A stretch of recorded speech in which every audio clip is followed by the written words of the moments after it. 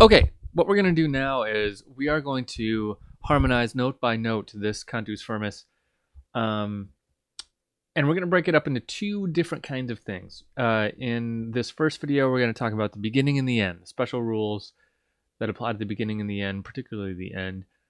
And then the next video, we're going to go all the way through it and develop a counterpoint for the rest of it.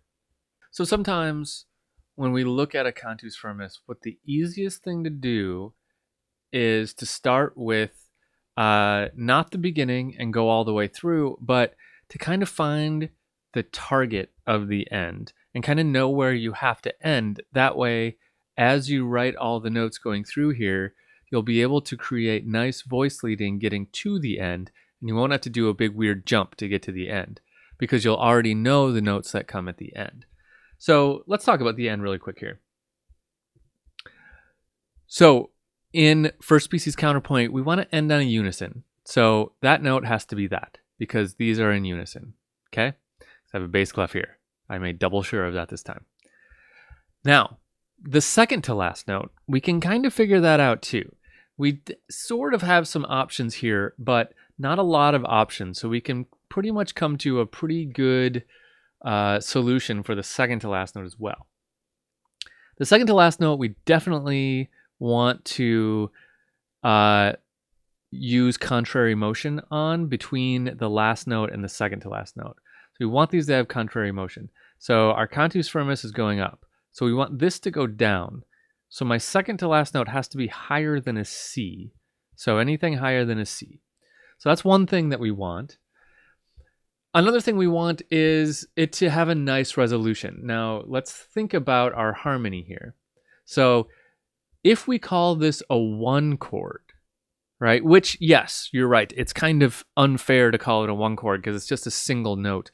But what's going to be implied is tonic there. So what we want to do just before tonic is do something that leads very nicely into tonic.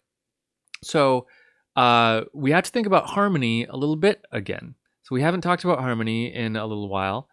But what is a chord that goes right before tonic to make it just really feel like tonic? What's our second to last chord in a lot of cases? It's a 5, right? So we want a 5 to go to 1 all the time. So if I can get a 5 here, it would be great.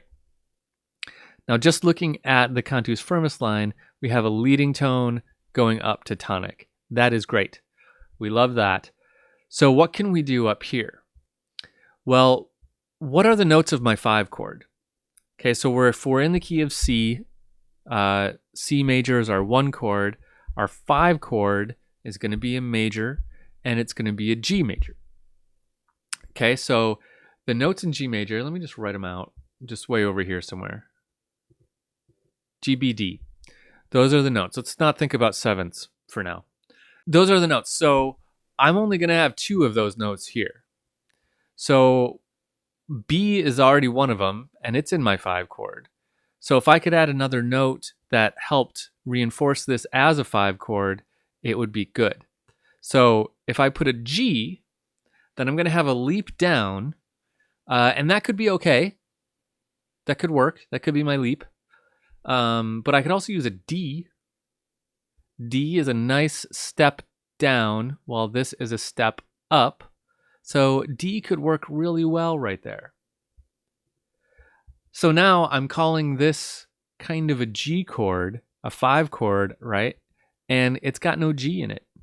It's got a B and a D. And that sometimes happens when you're doing a 2-part counterpoint like this. Sometimes you're making chords that always you're making chords that don't have all 3 notes, but you have to decide which notes to leave out. You know, sometimes there's just kind of a hierarchy of what notes are okay to leave out. And typically, if we're doing a triad and we have to leave out a note, the best note to leave out is the 5th. Now, that's not what we've done here. We've used the 5th and we've left out the root, but I think it'll be okay. If that doesn't work, we could try it as using the root, but sometimes the root is okay. The one you don't want to leave out is the 3rd, right? Because the 3rd tells us if it's a major or minor chord. So the 3rd is important. The third is also a leading tone back into tonic. So we really want that third in there. So let's try to stick on this D for now and see if that works. Let's get rid of our 5 chord. So here we have a 5-1 kind of implied chord. Now what needs to happen at the beginning? Well, we ought to start it on a unison. And that's it. So that gets us off and running. We've got 3 of our notes down, right? So now we just have to fill in the other ones by using our rules of counterpoint. Okay, so let's jump to a new video and walk through creating a counterpoint for this.